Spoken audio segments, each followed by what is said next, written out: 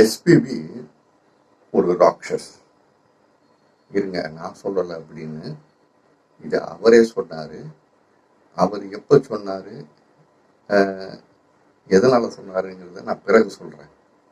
முதல்ல அவர் ராட்சஸா இல்லையா?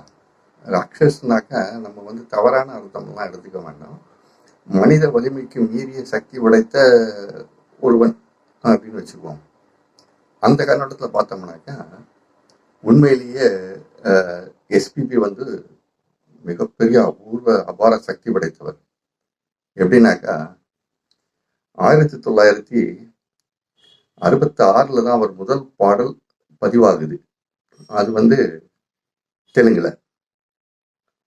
அப்போ அதுக்கு பிறகு எம்எஸ்வி கூப்பிட்டு சாந்தி நிலையம் படத்துல பாடுறதுக்கு அவருக்கு வாய்ப்பு கொடுக்குறாரு.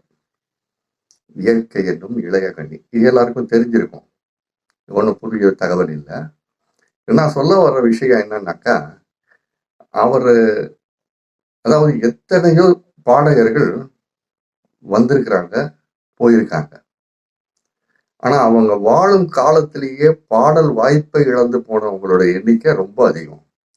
அல்லது சில பேர் திசை மாறி போனது ரொம்ப அதிகம். திசை மாறினாக்கா அவங்க வேற துறையை தேர்ந்தெடுத்து போயிடுவாங்க. உதாரணத்துக்கு உன்னிகிருஷ்ணன் முதல்ல சினிமாவில் வெளியே பாடி ஒரு சங்கீத கச்சேரிகள் நடத்தியிருந்தாரு.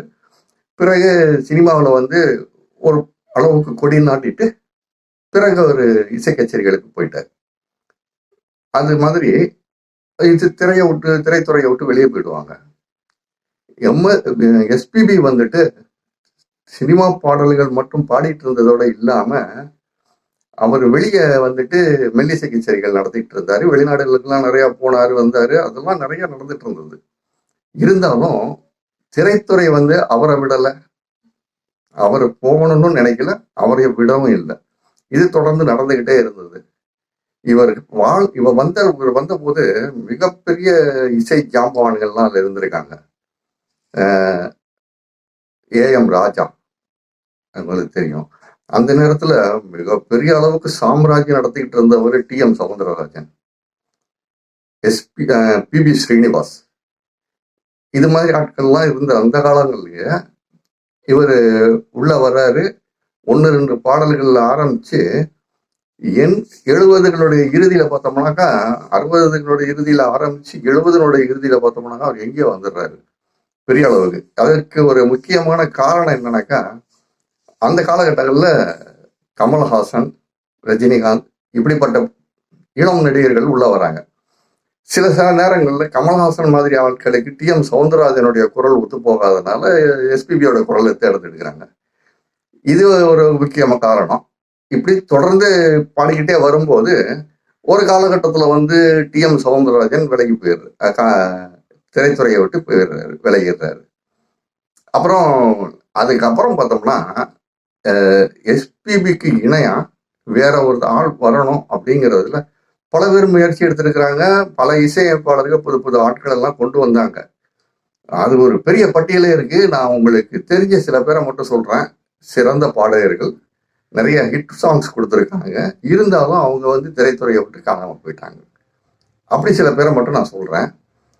எனக்கு தெரிஞ்சு அந்த நேரத்துல ஏஎம் ராஜா பத்தி சொல்லவே வேணாம். அவர் ஹிட் சாங் தமிழை கலக்கி கன்னடம், மலையாளம், தெலுங்குன்னு போய் அவர் ஒரு பெரிய லெவலுக்கு போய் திருப்பி ரீஎன்ட்ரி வந்தார். 74ல ரீஎன்ட்ரி வர்றாருன்னா அந்த நேரம் எஸ்பிபி இங்க இருக்காரு. அவருடைய சாங்ஸ் போயிட்டு இருந்த நேரம். அப்போ வந்தவர் திருப்பி என்ன ஆச்சுன்னு தெரியல, ஏஎம் ராஜா வரல, ஸ்டாண்ட் பண்ண முடியல, போயிட்டாரு. அது எஸ்பிபியால போனாருன்னு நான் சொல்ல வரல, அவரு போயிட்டாரு.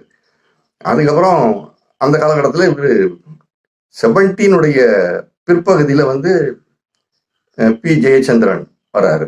பி ஜெயச்சந்திரன் அதுக்கு முன்னால 70s துவக்கத்துல 70 பிற்பகுதியில ஜாலி ஆப்ரஹாம்னு ஒரு மலையாள பாடகர், அவர் வர்றாரு. இப்படி அதுக்கப்புறம் நிறைய பேர் வர்றாங்க. டாக்டர் கல்யாண் வர்றாரு. இப்படி வரும்போது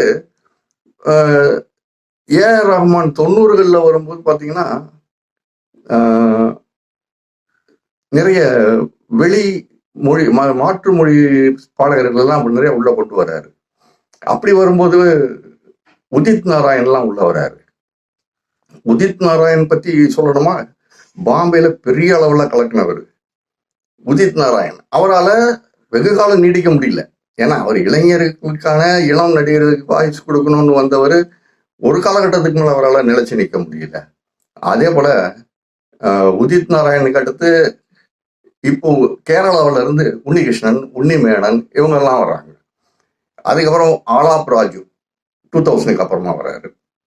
இப்படி எக்கச்சக்கம் உங்களுக்கு தெரிஞ்ச 2000 துவக்கத்துல வந்து இவர் பென்னி தயாள் வர்றாரு, தீனா வர்றாரு, திலீப் வர்றாரு. இவங்கெல்லாம் கூட வந்துட்டு நல்ல ஹிட் சாங்ஸ் கொடுத்தாங்க. அவங்களுடைய குரல் வளத்துக்கு எந்த குறையும் சொல்ல முடியாது, அவ்வளவு சிறப்பா இருக்கும். ஆனா இவங்களெல்லாம் கடந்து அதே காலகட்டத்துல தொடர்ந்து ஆரம்பத்துல இருந்து எஸ்பிபி நின்றுட்டே இருக்காரு. அவர் வாழும் காலம் வரைக்கும், இறுதி வரைக்கும் அவர் ஒரு பின்னணி பாடகராகவே இருந்திருக்கிறார், இசையமைப்பாளராக இருந்திருக்கிறார். அதெல்லாம் உங்களுக்கு தெரியும். நடிகராக இருந்திருக்காரு. ஆனா எஸ்பிபியோடைய இன்னொரு பகுதி நிறைய பேருக்கு தெரிஞ்சிருக்க வாய்ப்பு இல்லை. 2K கிட்ஸுக்கு நிச்சயமா தெரியாது. ஒரு தகவல் ஒன்று சொல்றேன். 1983, 84 அந்த டைம்ல, நான் கரெக்டாக அதை செக் பண்ணலை, அந்த டைம்ல சென்னை பல்கலைக்கழகத்தோட 125ஆம் ஆண்டு விழா நடக்குது. அப்போ நாங்கள் வந்துட்டு கல்லூரி நாட்டு நலப்பணி திட்ட வாலண்டியர்ஸ், தன்னார்வ தொண்டர்களா இருக்கோம். இதுல எங்களுக்கு கிடைச்ச ஒரு சிறந்த வாய்ப்பு என்னன்னாக்கா, அந்த ஸ்டேஜ் மேனேஜ்மெண்ட் அதை பார்த்துக்கிறது. அந்த ஆடிட்டோரியத்துல, யூனிவர்சிட்டி ஆடிட்டோரியத்துல ஸ்டேஜ் மேனேஜ்மெண்ட் குரூப்ல நானும் ஒருத்தனா இருந்ததுனால எனக்கு ஒரு தகவல் தெரிஞ்சுது. அதுல ஒரு நாள் வந்துட்டு நம்ம எஸ்பிபி ஒரு சிறப்பு நிகழ்ச்சி ஒன்று பண்றாரு. என்ன பண்றாருனாக்கா, சினிமாவில் நம்ம பார்க்குற காட்சியை ரியலா ஸ்டேஜில் செஞ்சு காட்டுறாரு. மேலே வந்து ஒரு ஸ்கொயரா, ஒரு அந்த ரெக்டாங்கிள் ஒரு கட்டமா ஒரு ஓப்பன் வச்சுட்டு, அதுக்கு பின்னால இருந்துட்டு அது ஃபுல்லா எல்லா இடமும் மறைச்சிருக்கும். பின்னால இந்த மரக்கிளைகள் அது இதெல்லாம் தூக்கிட்டு சில பேர் இந்த பக்கமா இப்படி போவாங்க. நடுவில் ஒருத்தர் ஓடுற மாதிரி இப்படி பண்ணுவாரு. இந்த மாதிரியான காட்சிகள்லாம் வந்துட்டு சினிமா திரையில பார்க்குற மாதிரியான காட்சிகளை வந்து அவர் அந்த ஸ்டேஜில் பண்ணி காட்டிட்டு இருந்தார். அப்போ அவர் சொன்னார், எனக்கு இந்த மாதிரி விதவிதமா நிறைய பண்றதுக்கான ஆர்வம் நிறைய இருந்தது. ஆனா எனக்கு மேடை கிடைச்சது என்னவோ பாடுறதுக்கு மட்டும்தான். ஸோ அவருக்குள்ள இருந்த ஒரு விஷயம் வளர்த்த முடியாம போயிடுச்சு, அல்லது அதுக்கான நேரத்தை அவர் தனியா ஒதுக்க முடியாம போயிடுச்சா என்னன்னு தெரியல. மிக சிறந்த பாடகர் அவர். 2000 நம்மளை விட்டு பிரிஞ்சு போறது நமக்கு பெரிய நஷ்டம். இதுல இன்னொரு தகவல் என்னன்னா, இந்தியாவில் உள்ள பாடகர்கள் அப்படின்னு சொன்னாக்கா அதுல மிக உயர்ந்த இடத்துல பார்க்கறது முகமது ரஃபி. ஒரு காலத்துல அவர் தான் வந்து மிக அதிக பாடல்கள் பாடின ரெக்கார்ட் பிரேக்கரா இருந்தாரு. ஆனா அதெல்லாம் தூக்கி அடிச்சுட்டு எஸ்பிபி எங்கேயோ போயிட்டாரு. அவர் வந்து கிட்டத்தட்ட 50,000க்கு அதிகமான பாடல்கள் பாடியிருக்கிறாங்க. அந்த ரெக்கார்டை வந்து இனிமே முடிக்கிறதுக்கு யாராலையும் முடியாதுன்னு தான் எனக்கு தோணுது. ஏன்னா வர்றவங்க எல்லாம் கொஞ்ச காலம் நிக்கிறாங்க, காணாம போயிடுறாங்க.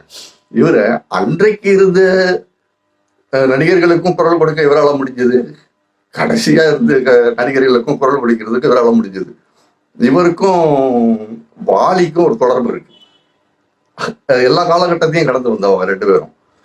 இதுல ராட்சஸ் பத்தி சொல்லணும் இல்லையா, ஒரு தடவை பாம்பேக்கு பாடுறதுக்கு போறாங்களாம். எஸ்பிபி கூட ஒருத்தர் போறாரு, அவரை பத்தி நம்மளுக்கு இப்ப வேண்டாம். பாடுறதுக்கு போறாங்களாம். அப்போ அந்த மியூசிக் ட்ரூப்ல உள்ள அந்த கலைஞர்கள் இருக்காங்கல்ல, வெளியே உட்காந்து பேசிக்கிட்டு இருக்காங்களாம். இவர் வர்றது கவனிக்கல, பேசிக்கிட்டு இருக்காங்களாம். என்னன்னாக்கா, இன்னைக்கு என்னப்பா யார் வந்து பாடுறாங்க என்ன அப்படின்னாக்கா, இந்த மியூசிக் டைரக்டர் பாடுறதுக்கு இவர் வர்றாரு அப்படின்னு சொல்றாங்களாம். சொன்னதும் அங்கிருந்து ஒரு சொன்னாங்க, அந்த ஒரு ராட்சசியா பாட ஆரம்பிச்சானா சிங்கிள் டேக்ல சாங் ரெக்கார்டிங் முடிஞ்சிடும், நம்மளுக்கெல்லாம் ஓவர் டைம் சார்ஜஸ் கிடைக்கிறதுக்கு வாய்ப்பு இல்லாமல் போயிடும், சிங்கிள் பேமெண்ட் தான் கிடைக்கும் அப்படின்னு அவர் வருத்தத்துல அவர் கோபமா சொன்னாலும் அவர் சொன்ன வார்த்தை வந்து எஸ்பிபிக்கு ரொம்ப பிடிச்சிருந்ததான். இதை எஸ்பிபிய டிவியில ஒரு நிகழ்ச்சியில சொன்னாரு. அதுதான் ராட்சஸ் எஸ்பிபி. அடுத்தது நிகழ்ச்சியில் பார்ப்போம்.